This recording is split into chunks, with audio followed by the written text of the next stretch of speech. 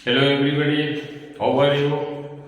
तो चलो आज मैं तुम लोगों को इनडेफिनिट इंटीग्रेशन के बारे में बताने जा रहा हूँ, क्योंकि फर्स्ट टर्म का एग्जामिनेशन खत्म हो चुका है और सेकंड टर्म होने वाले हैं। ठीक है, एग्जामिनेशन। तो ये इंटीग्रेशन बहुत इंपॉर्टेंट चैप्टर है, इसलिए कि खास तौर से ये सीबीएसई बोर्ड में आते हैं और जेईई मेंस में भी आते हैं, और इसके साथ साथ अदर कंपटीशन में भी आते हैं जो 12th लेवल के एग्जामिनेशन के बेस पर है। तो सबसे पहले हम लोग को पढ़ना है इसमें इंटीग्रेशन में इनडेफिनिट इंटीग्रेशन। ठीक है, डिफरेंशिएशन ऑलरेडी तुम लोग पढ़ चुके हो पिछले टर्म में। ठीक है, तो आज मैं इसको अच्छी तरह से बताऊंगा कि आखिर इंटीग्रेशन है क्या, और बहुत इजीली तरीके से इसके हर बेसिक कंसेप्ट को मैं क्लियर करके बताऊंगा कि आखिर इंटीग्रेशन है क्या। तो देखो, सबसे पहले हम लोग स्टार्ट करते हैं डेफिनेशन। डेफिनेशन इसका हम लोग देते हैं कि if fx is an anti derivative और प्रीमिटिव और integral of fx, then fx plus c is called indefinite integral of fx। तो इसके बारे में हम लोग जानते हैं कि आखिर डिफरेंशिएशन क्या कर रहा है।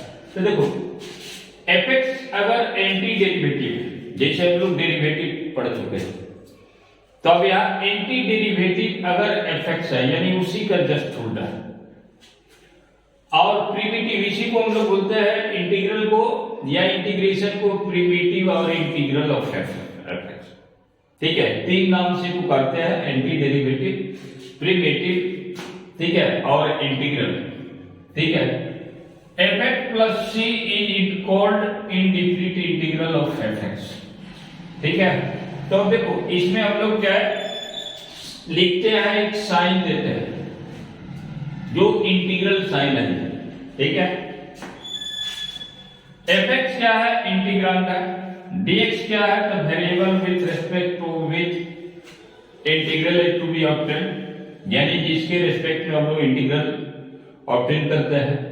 fx क्या है, तुम्हारा एंटी डेरिवेटिव है, और इसमें एक प्लस सी हम लोग कांस्टेंट ऐड करते हैं, जिसके बारे में मैं बताऊंगा कि कैसे हम लोग ऐड करते हैं, क्यों ऐड करते हैं। ठीक है, तो एक तरह से इंटीग्रेशन क्या है, इंटीग्रेशन इज द, इसी को हम लोग अलग रूप में डिफाइन करते हैं कि integration is the reverse process of differentiation, यानी डिफरेंशिएशन का जस्ट ऑपोजिट एक तरह से जो है प्रोसेस है।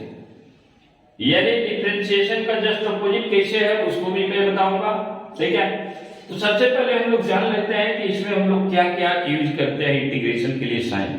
जैसे हम लोग डिफरेंशिएशन में डी बाई डी एक्स एक ऑपरेटर के रूप में यूज करते थे, तो यहाँ पर भी क्या है, इंटीग्रेशन में हम लोग साइन देते हैं।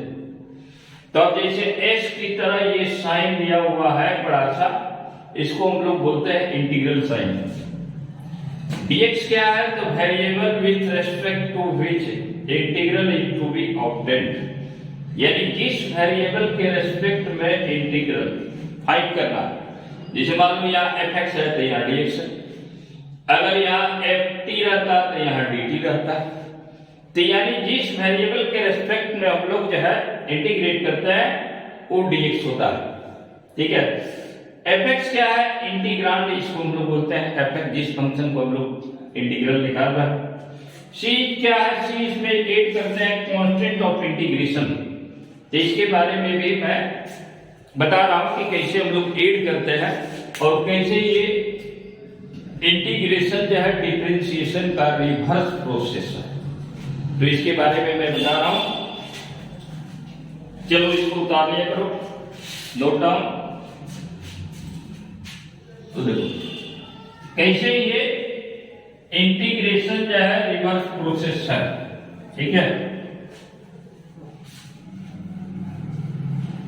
देखो एक एक बेसिक कंसेप्ट मैं क्लियर कराऊंगा और बहुत इंपॉर्टेंट है, और इसको ध्यान से सुनो।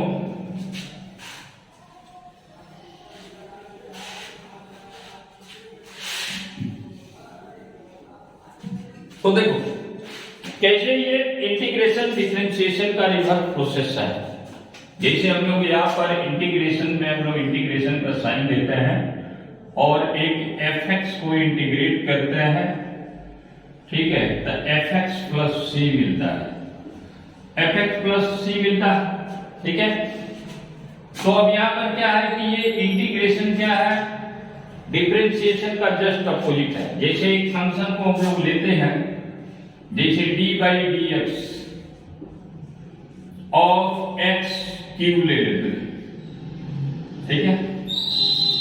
तो अब यहां पर क्या हुआ, 3x² आया, इसका डिफरेंशिएशन हम लोग निकालते हैं। तो अब यहां पर क्या है, ये इंटीग्रेशन कहता है कि अगर हम इंटीग्रेट करें तो ये हमारा x³ मिलना चाहिए, यानी जस्ट अपोजिट हो गया, यानी ये फंक्शन मिल जाना चाहिए x³, ठीक है। तो अब इसी को इंटीग्रेट हम लोग करेंगे तो ये मिलना चाहिए। तो अब इसके लिए इसमें एक फार्मूला है, इंटीग्रेशन का फार्मूला है, हम लोग यूज करते हैं कि ये इंटीग्रेशन का फार्मूला x का पावर n dx। तो इसका फार्मूला है x का power n plus 1 by n plus 1, अब प्लस c इसमें ऐड करते हैं, यानी कोई भी अलजेब्रिक पावर अगर है तो उसका पावर अगर n है तो ये फार्मूला होता है x का power n plus 1 by n plus 1, और where n is not equal to -1। -1 इसलिए होता है कि नॉट डिफाइंड हो जाएगा, यहाँ -1 रहेगा तो 0 हो जाएगा, ठीक है। तो इसलिए -1 के अलावा ये सारे हो सकते हैं। तो अब इसी बेस पर इस फार्मूला का इसका 3x² का इंटीग्रेशन होगा, ठीक है। जब जैसे 3x² को हम लोग इंटीग्रेट कर रहे हैं, ठीक है, इंटीग्रेशन। तो अब देखो जिस तरह हम लोग डिफरेंशिएशन में कांस्टेंट को बाहर कर लेते थे, तो यहाँ इंटीग्रेशन में भी 3 को बाहर कर लेते हैं और x² dx आ गया। अब ये x² क्या है, इस फार्मूला के आधार पर हो गया, x का पावर n dx, जिसका इंटीग्रेशन है x का power n plus 1 divided upon जाए n प्लस 1। तो अब इसका इंटीग्रेशन क्या होगा, 3, और x का पावर क्या हो गया, 2 प्लस 1 बाई 2 प्लस 1, यानी 3 इंटू x का पावर 3 बाई 3। तो ये कैंसिल हो गया, यानी क्या मिल गया जी, x³। तो अब देखो यहां पर क्या हो गया, 3x² को इंटीग्रेट किए थे, x³ मिल गया, यानी फंक्शन हमारा मिलना चाहिए इंटीग्रेशन करने पर ये x³ मिलना चाहिए, और x³ मिल गया। तो इस तरह से हम लोग कह सकते हैं कि इंटीग्रेशन क्या है, एक रिवर्स प्रोसेस है ये, किसका, टू डिफरेंशिएशन का।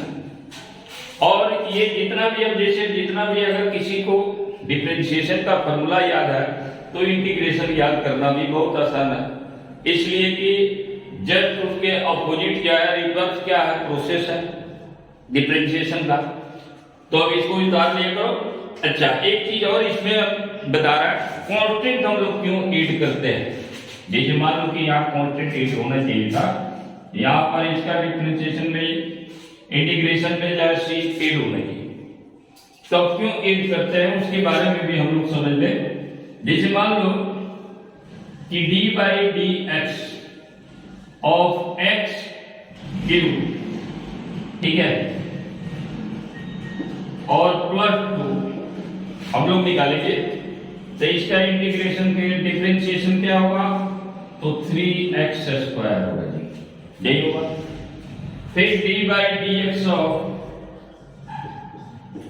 x³ + 3 अगर कर रहे हैं तो इसका भी डिफरेंशिएशन क्या होगा, 3x² होगा। क्यों होगा, इसलिए कि सारे कांस्टेंट का डिफरेंशिएशन हम लोग जानते हैं कि वो 0 होता है, ठीक है। तो अब रहा कि इंटीग्रेशन चूंकि अपोजिट यानी रिवर्स प्रोसेस है, तो इस तरह से हम लोग को 3x² को इंटीग्रेट करने पर ये फंक्शन मिलना चाहिए, x² + 2 मिलना चाहिए, x³ + 2 मिलना चाहिए, या x³ + 3 मिलना चाहिए। तो अब यहाँ पर देखो, अब इसी में 3x² को हम लोग इंटीग्रेट किए, तो अब देखो क्या मिला, केवल जो है x³ मिला, कांस्टेंट तो नहीं मिला। तो यहाँ जबकि x³ + 2 है, तो अब ये क्या है कि कांस्टेंट हम लोग के लिए अननोन है, क्या कि वो कौन सा कांस्टेंट होगा, 2 होगा कि 3 होगा। ठीक है, तो अब यहाँ पर c ऐड करने से फायदा क्या है कि इस कांस्टेंट के बारे में हम लोग डिफाइन कर पाते हैं कि हाँ यहाँ पर कोई एक कांस्टेंट रहा होगा। ठीक है, तो इसलिए हम लोग क्या करते हैं, हमेशा लास्ट में इंटीग्रेशन करने के बाद से ये c ऐड करते हैं जी, जो एक तरह से x³ + 2 को डिनोट करेगा, या x³ + 3 को डिनोट करेगा, या x³ + 4 5 जो भी कांस्टेंट होगा हमारा यहाँ पर 2 3 4 5 उसी को ये डिनोट कर रहा है c। ठीक है, तो इस तरह से हम लोग कर सकते हैं कि इंटीग्रेशन क्या है कि that is the reverse process of differentiation. ठीक है, तो अब इसके इसमें बहुत सारे फार्मूला है जो डिफरेंशिएशन के अपोजिट है, तो उसके बारे में मैं नेक्स्ट वीडियो में बता रहा हूँ कि कैसे ये अपोजिट है, और सारे फार्मूला को मैं बता रहा हूँ। ठीक है, बताऊंगा। तो चलो इसको पहले उतार लो। ठीक है, और वीडियो को लाइक करना, जिसको जो पसंद आया। ठीक है, निश्चित तौर से लाइक करना। ओके।